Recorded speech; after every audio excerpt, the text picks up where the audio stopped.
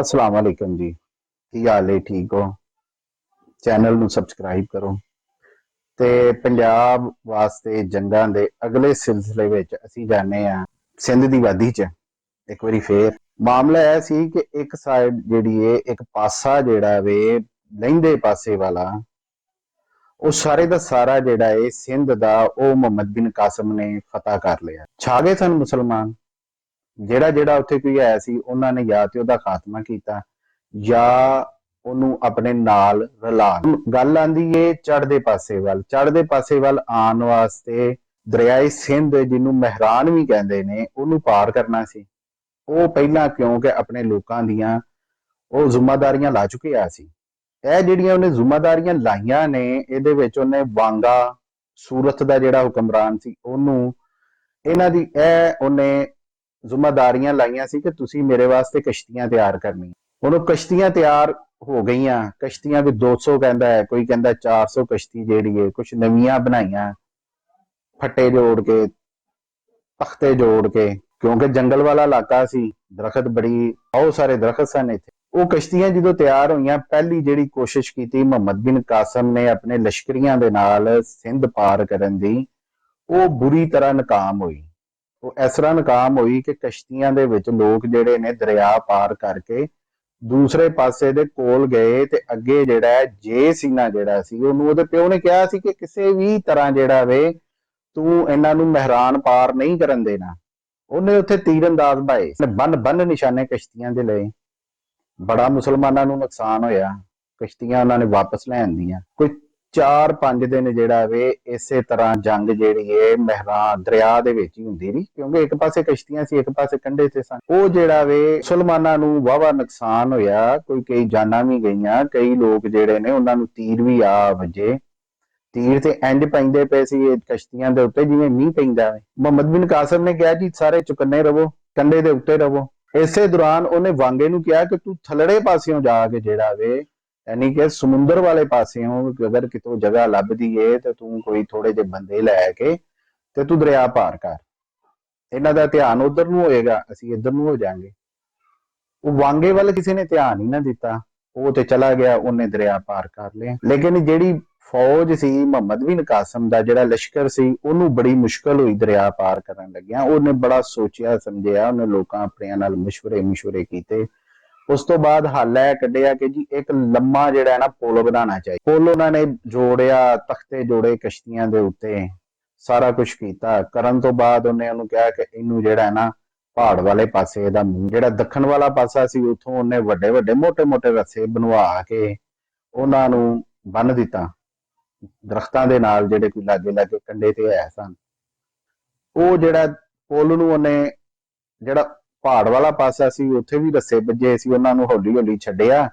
ਤਰਤੀਬ ਇੰਜ ਕੀਤੀ ਕਿ ਸਭ ਤੋਂ ਅੱਗੇ ਜਿਹੜਾ ਵੇ ਉਹ ਤੁਸੀਂ ਜਿਹੜਾ ਵੇ ਆਪਣੀਆਂ ਢਾਲਾਂ ਜਿਹੜੀਆਂ ਨੇ ਉਹਨਾਂ ਨੂੰ ਇੰਜ ਸਾਹਮਣੇ ਉਹਨਾਂ ਦੀ ਕੰਧ ਬਣਾਣੀ ਹੈ। ਇਹ ਵੀ ਕੰਧ ਬਣਾਣੀ ਹੈ ਕਿ ਕੋਠੇ ਵਾਂਗੂ ਜਿਹੜਾ ਵੇ ਉਹ ਕਰਨਾ ਵੇ। ਇਹ ਤਰੀਕਾ ਸੀ ਯੂਨਾਨੀਆਂ ਦਾ। ਜਿਹੜਾ ਸਭ ਤੋਂ ਅੱਗੇ ਹੁੰਦੇ ਸਨ ਉਹ ਢਾਲਾਂ ਜਿਹੜੀਆਂ ਨੇ ਉਹਨਾਂ ਦੇ ਨਾਲ ਉਹ ਅਗਲੇ ਪਾਸੇ ਹੁੰਦੇ ਸੀ, ਹੌਲੀ ਅਗਾਂਹ ਨੂੰ ਤੁਰਦੇ ਸੀ। ਤੀਰ ਜਿਹੜੇ ਵੱਜਦੇ ਸੀ ਉਹਦੇ ਨਾਲ ਪਿਛਲਿਆਂ ਨੂੰ ਨੁਕਸਾਨ ਨਹੀਂ ਸੀ ਹੁੰਦਾ। ਥੱਲੇ ਵੀ ਲੋਕ ਜਿਹੜੇ ਨੇ ਉਹ ਬੜੇ ਹੁੰਦੇ ਸੀ।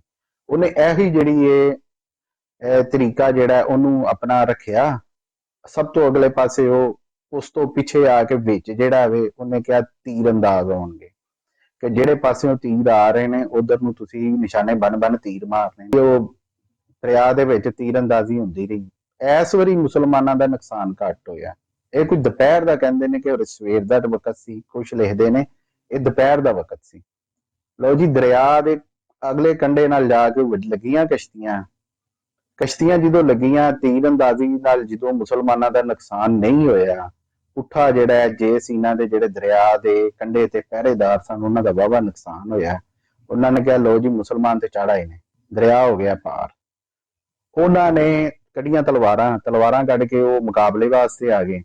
ਪਿੱਛੋਂ ਜਿਹੜਾ ਵੇ ਮੁਸਲਮਾਨਾਂ ਨੇ ਇੱਕ ਰਸਾਲਾ ਜਿਹੜਾ ਸੀ ਉਹਨੂੰ ਪਹਿਲਾਂ ਤਿਆਰ ਕਰਵਾ ਲਿਆ ਸੀ। ਉਹਨਾਂ ਘੋੜਿਆਂ ਨੇ ਦਰਿਆ ਪਾਰ ਕਰਨਾ ਸੀ।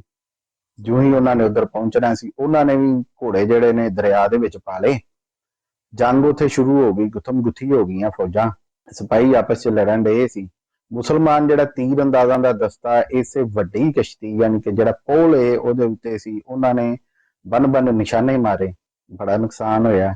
ਜੇ ਸੀਨਾ ਤੱਕ ਖਬਰ ਆਈ ਗਈ, ਜੇ ਸੀਨਾ ਨੇ ਵੇਖਿਆ, ਉਹ ਪਛਾਣ ਹੋਇਆ, ਉਹਨੇ ਆਪਣੀ ਜਿੰਨੇ ਦਰਿਆ ਦੇ ਉੱਤੇ ਬੰਦੇ ਭਾਏ ਸੀ ਉਹਨਾਂ ਨੂੰ ਇੱਕ ਜਗ੍ਹਾ ਤੇ ਇਕੱਠਾ ਕਰ ਲਿਆ। ਉਸ ਤੋਂ ਪਹਿਲੇ ਵਾਂਗਾ ਜਿਹੜਾ ਕਿ ਦਰਿਆ ਪਾਰ ਉਹਨੇ ਕਰ ਲਿਆ ਸੀ, ਉਹ ਵੀ ਮੁਹੰਮਦ ਬਿਨ ਕਾਸਿਮ ਦੇ ਲਸ਼ਕਰ ਨਾਲ ਆ ਕੇ ਮਿਲ ਗਿਆ।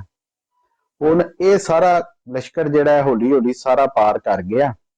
ਘੋੜਸਵਾਰ ਵੀ ਸਨ, ਪਿਆਦੇ ਵੀ ਸਨ, ਨਾਲ ਤੀਰਅੰਦਾਜ਼, ਨਾਲ ਊਂਟ ਵੀ ਜਿਹੜੇ ਨੇ ਉਹ ਵੀ ਉਹਨਾਂ ਨੇ ਇਹਦੇ ਤੋਂ ਪਾਰ ਕਰਾਏ। ਤੇ ਇੱਕ ਛੋਟੀ ਜਿਹੀ ਝੜਪ ਹੋਈ ਜਿਹੜੀ ਇਹ ਜੇ ਸੀਨਾ ਤੇ ਮੁਹੰਮਦ ਬਿਨ ਕਾਸਿਮ ਦੀਆਂ ਫੌਜਾਂ ਦੇ ਦਰਮਿਆਨ। ਉਹਦੇ ਵਿੱਚ ਇਹ ਹੋਇਆ ਕਿ ਜੇ ਸੀਨਾ ਨੇ ਆਪਣੇ ਹਾਥੀ ਲਏ, ਘੋੜਸਵਾਰ ਲਏ, ਤੇ ਮੁਸਲਮਾਨਾਂ ਨੂੰ ਕਿਹਾ ਜੀ ਇਹਨਾਂ ਨੂੰ ਤੇ ਮੈਂ ਹਾਥੀਆਂ ਨਾਲ ਹੀ ਕੁਚਲ ਦਾਂਗਾ, ਮੈਂ ਤੇ ਇਹਨਾਂ ਨੂੰ ਪੀਹ ਦਾਂਗਾ ਜਿਵੇਂ ਚੱਕੀ ਦੇ ਵਿੱਚ ਜਿਹੜਾ ਆਟਾ ਪੀਵੀਦਾ ਹੈ, ਕਣਕ ਨੂੰ ਪੀਹ ਕੇ ਆਟਾ ਬਣਾਈਦਾ। ਉਹ ਹੋਇਆ ਇਹ ਕਿ ਮੁਸਲਮਾਨ ਉਸ ਜਗ੍ਹਾ ਤੇ ਪਹੁੰਚੇ, ਪਤਾ ਲੱਗਾ ਜੀ ਜੇ ਸੀਨਾ ਨੇ ਆਪਣਾ ਜਿਹੜਾ ਲਸ਼ਕਰ ਹੈ ਉਹਨੂੰ ਜਿਹੜਾ ਹੈ ਪੂਰਾ ਇੰਜ ਜੰਗ ਦੀ ਤਿਆਰੀ ਚ ਖਿਲਾ ਰਿਹਾ ਹੈ। ਇਧਰੋਂ ਮੁਸਲਮਾਨ ਸਨ, ਇੱਕ ਪਾਸੇ ਪਿਆਦੇ ਸਨ, ਘੋੜਸਵਾਰ ਸਨ, ਬਾਕੀ ਸਨ। ਉਹਨੇ ਲੜਾਈ ਹੋ ਗਈ ਸ਼ੁਰੂ। ਜੇ ਸੀਨਾ ਨੇ ਚਾਲ ਇਹ ਚੱਲੀ, ਉਹਨੇ ਮੁਸਲਮਾਨਾਂ ਦੇ ਪਿਆਦਿਆਂ ਤੇ ਆਪਣੇ ਹਾਥੀ ਭੇਜ ਦਿੱਤੇ। ਹਾਥੀ ਪਿਆਦਿਆਂ ਵੱਲ ਵਧੇ, ਭੱਜੇ ਆਂਡੇ ਸੀ ਹਾਥੀ, ਲਲਕਰੇ ਮਾਰਦੇ। ਉੱਤੇ ਤੀਰਅੰਦਾਜ਼ ਬੈਠੇ ਸੀ, ਉਹ ਜਿਹੜਾ ਹਾਥੀਆਂ ਕੋਲੋਂ ਬਚਦਾ ਸੀ ਉਹਨੂੰ ਤੀਰ ਵੱਜਦੇ ਸੀ। ਮੁਸਲਮਾਨ ਜਿਹੜਾ ਲਸ਼ਕਰ ਏ ਉਹਦਾ ਪਲੜਾ ਜਿਹੜਾ ਵੇ, ਉਹਦਾ ਪਾਸਾ ਜਿਹੜਾ ਹੌਲਾ ਹੋ ਗਿਆ। ਇਸੇ ਦੌਰਾਨ ਜਿਹੜਾ ਇਹ ਕੁਝ ਮੁਸਲਮਾਨ ਜਿਹੜੇ ਘੋੜਸਵਾਰ ਸਨ, ਉਹਨਾਂ ਨੇ ਆਪਣੇ ਘੋੜਿਆਂ ਦੀਆਂ ਅੱਖਾਂ ਦੇ ਉੱਤੇ ਜਿਹੜਾ ਆਪਣੀਆਂ ਪੱਟੀਆਂ ਬੰਨੀਆਂ। ਉਹਨਾਂ ਨੇ ਆਪਣੇ ਘੋੜਿਆਂ ਦੀਆਂ ਜਿਹੜੀਆਂ ਅੱਖਾਂ ਨੇ ਉਹਨਾਂ ਤੇ ਪੱਟੀਆਂ ਬੰਨੀਆਂ ਤਾਂ ਕਿ ਘੋੜੇ ਬਿਤਕਣ ਨਾ। ਤੇ ਪਹਿਲਾਂ ਕਿਉਂਕਿ ਇਹ ਘੋੜਸਵਾਰਾਂ ਨੂੰ ਪੂਰੀ ਜਿਹੜੀ ਏ ਤਰਬੀਅਤ ਦੇ ਦਿੱਤੀ ਗਈ ਸੀ ਕਿ ਜੀ ਤੁਸੀਂ ਹਾਥੀਆਂ ਦੇ ਜਾਂ ਸੁੰਡਾਂ ਦੇ ਉੱਤੇ ਤਲਵਾਰਾਂ ਨਾਲ ਹਮਲਾ ਕਰਨਾ ਹੈ, ਉਹ ਜਿਹੜਾ ਤਰੀਕਾ ਏਡਾ ਕੋਈ ਫਾਇਦਾਮੰਦ ਨਾ ਹੋਇਆ। ਫਿਰ ਜਿਹੜਾ ਇੱਕ ਜੰਗੀ ਤਰਤੀਬ ਹੋਈ, ਇੱਕ ਬੰਦਾ ਸਭ ਤੋਂ ਪਹਿਲੇ ਰਾਹ ਗਿਆ, ਘੋੜੇ ਆਪਣੇ ਦੀਆਂ ਅੱਖਾਂ ਦੇ ਉੱਤੇ ਪੱਟੀ ਬੰਨ ਕੇ ਕਿ ਘੋੜਾ ਬਿਤਕੇ ਨਾ। ਉਹਨੇ ਜਾ ਕੇ ਇੱਕ ਹਾਥੀ ਜਿਹੜਾ ਵੇ ਉਹਦੀ ਅੱਖ ਦਾ ਨਿਸ਼ਾਨਾ ਬੰਨਿਆ। ਅੱਖ ਦਾ ਨਿਸ਼ਾਨਾ ਜਦੋਂ ਬੰਨਿਆ, ਤੀਰ ਜਾ ਕੇ ਵੱਜਾ ਹਾਥੀ ਦੀ ਅੱਖ 'ਚ। ਹਾਥੀ ਨੂੰ ਹੋਈ ਤਕਲੀਫ ਤੇ ਹਾਥੀ ਹੋ ਗਿਆ ਸ਼ਦਾਈ। ਉਹ ਕਦੀ ਸੱਜੇ ਪਾਸੇ ਹੋਏ ਤੇ ਕਦੀ ਖੱਬੇ ਪਾਸੇ ਨੂੰ ਹੋਏ। ਉਹਨਾਂ ਨੇ ਵੇਖਿਆ ਮੁਸਲਮਾਨਾਂ ਨੇ ਤਰੀਕਾ ਤਾਂ ਬੜਾ ਸਹੀ ਹੈ। ਬਾਕੀ ਘੋੜਸਵਾਰ ਜਿਹੜੇ ਸਨ ਤੀਰਅੰਦਾਜ਼, ਉਹਨਾਂ ਨੇ ਵੀ ਬੰਨ ਹਾਥੀਆਂ ਦੀਆਂ ਅੱਖਾਂ ਦੇ ਵਿੱਚ ਜਿਹੜਾ ਹੈ ਨਾ ਨਿਸ਼ਾਨੇ ਮਾਰੇ। ਕਈਆਂ ਦੇ ਵੱਜੇ, ਕਈਆਂ ਦੇ ਨਾ ਵੱਜੇ। ਉਹ ਜਿਨ੍ਹਾਂ ਦੇ ਵੱਜੇ ਉਹ ਹਾਥੀ ਜਿਹੜੇ ਨੇ ਸ਼ਦਾਈ ਹੋ ਗਏ। ਜਿਹੜੇ ਸ਼ਦਾਈ ਹੋਏ ਉਹ ਵਾਪਸ ਮੁੜੇ।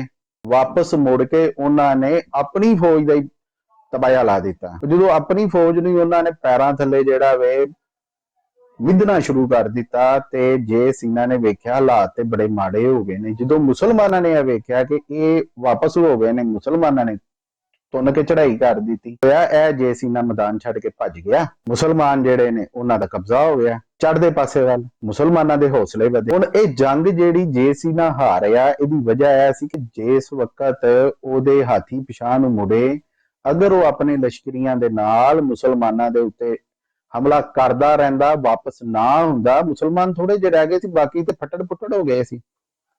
ਲੇਕਿਨ ਉਹਨੇ ਅਕਲ ਇਸਤੇਮਾਲ ਕਰਨ ਦੀ ਬਜਾਏ ਮੈਦਾਨ ਛੱਡ ਕੇ ਜਾਨ ਦਾ ਫੈਸਲਾ ਕੀਤਾ, ਜਿਹਦੀ ਵਜ੍ਹਾ ਤੋਂ ਮੁਸਲਮਾਨ ਜਿੱਤ ਗਏ ਜੰਗ ਮੁਸਲਮਾਨ ਜਿੱਤ ਗਏ। ਤੇ ਜਦੋਂ ਰਾਜੇ ਦਾਹਰ ਨੂੰ ਪਤਾ ਲੱਗਾ ਕਿ ਮੇਰਾ ਜਿਹੜਾ ਇਹ ਪੁੱਤਰ ਜੰਗ ਹਾਰ ਗਿਆ ਵੇ, ਉਹਨੂੰ ਬੜਾ ਗੁੱਸਾ ਚੜਿਆ ਕਿ ਇਹਨੇ ਕੀ ਕੰਮ ਪਾ ਦਿੱਤਾ ਹੈ। ਕੋਈ ਥੋੜੇ ਕੋਈ ਕਹਿੰਦੇ ਨੇ 1 ਜਾਂ 2 ਦਿਨ ਬਾਅਦ ਜੇ ਸੀਨਾ ਬਚਦਾ ਬਚਾਉਂਦਾ ਜਿਹੜਾ ਵੇ ਆਪਣੇ ਪਿਓ ਕੋਲ ਗਿਆ। ਉਹਨੇ ਪੁੱਤਰ ਨੂੰ ਜਿਹੜਾ ਸੀਨੇ ਨਾਲ ਲਾਇਆ ਠਾ ਕਰਕੇ, ਤੇ ਉਹਨੂੰ ਕਿਹਾ ਕੋਈ ਗੱਲ ਨਹੀਂ, ਜਵਾਨ ਹੀ ਜਿਹੜੇ ਨੇ ਮੈਦਾਨੇ ਜੰਗ ਦੇ ਵਿੱਚ ਹਾਰਦੇ ਨੇ। ਜੰਗ ਮੈਦਾਨ ਜਵਾਨ ਹੀ ਜੰਗ ਹਾਰਦੇ ਨੇ, ਕੋਈ ਗੱਲ। ਉਹਨੇ ਇੱਕ ਹਾਰੇ ਹੋਏ ਬੰਦੇ ਨੂੰ ਜਿਹੜਾ ਵੇ ਆਪਣੀ ਪੂਰੇ ਲਸ਼ਕਰ ਦਾ ਜਿਹੜਾ ਵੇ ਸੀਨਾਪਤੀ ਬਣਾ ਦਿੱਤਾ, ਸਲਾਰ ਬਣਾਇਆ, ਤੇ ਅਗਲੀ ਜੰਗ ਦੀ ਤਿਆਰੀ ਚ ਪੈ ਗਏ। ਉਸ ਜੰਗ ਦੇ ਜਿਹੜੇ ਹਾਲਾਤ ਨੇ ਉਹ ਵੀ ਅਸੀਂ ਤੁਹਾਨੂੰ ਦੱਸਾਂ। ਬੜੀ ਵੱਡੀ ਜੰਗ ਸੀ, ਫੈਸਲਾ ਕੁਨ ਕਿ ਉਹ ਜੰਗ ਕਿ ਜਿਹਦੀ ਵਜ੍ਹਾ ਤੋਂ ਮੁਸਲਮਾਨ ਜਿਹੜੇ ਨੇ ਪੱਕੇ ਜਿਹੜੇ ਨੇ ਬਰਸਗੀਰ ਚ। ਹੁਣ ਜੀ ਇਸ ਜੰਗ ਦੇ ਵਿੱਚ ਮੁਸਲਮਾਨਾਂ ਨੂੰ ਕਿਉਂਕਿ ਬਹੁਤਾ ਨੁਕਸਾਨ ਹੋਇਆ ਸੀ, ਐਸੇ ਦੌਰਾਨ ਜੰਗ ਦੇ ਦੌਰਾਨ ਹੀ ਰਾਜੇ ਦਾਹਰ ਨੇ ਇੱਕ ਹੋਰ ਚਾਲ ਚੱਲੀ। ਉਹ ਜਿਹੜਾ ਨਰੂਨ ਦਾ ਹੈਗਾ ਸੀ ਹੁਕਮਰਾਨ, ਉਹਦੇ ਨਾਲ ਉਹਨੇ ਰਲ ਕੇ ਨਰੂਨ ਚ ਕਰਵਾਈ ਬਗਾਵਤ।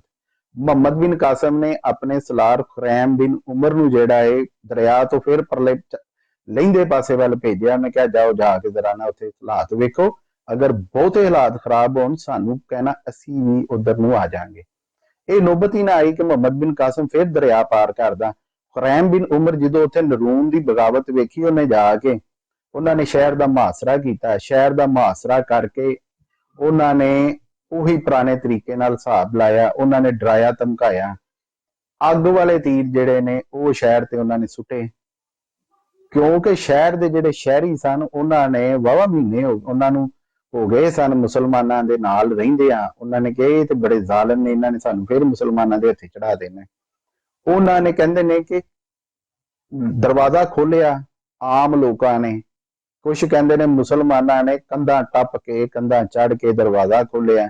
ਤੇ ਉੱਥੇ ਦਾ ਜਿਹੜਾ ਲਸ਼ਕਰ ਸੀ ਉਹਨੇ ਜਦੋਂ ਵੇਖਿਆ ਬੂਹਾ ਖੁੱਲ ਗਿਆ, ਉਹਨੇ ਸਾਰੇ ਦੇ ਸਾਰੇ ਕਿਲੇ ਤੋਂ ਬਾਹਰ ਆ ਗਏ। ਮੁਸਲਮਾਨਾਂ ਨਾਲ ਆਮਣੇ ਸਾਹਮਣੇ ਜੰਗ ਹੋਈ। ਜੰਗ ਹੋ ਕੇ ਇਹ ਜਿਹੜੀ ਨਰੂਨ ਦੀ ਬਗਾਵਤ ਹੈ ਇਹਨੂੰ ਕੁਚਲ ਦਿੱਤਾ ਗਿਆ।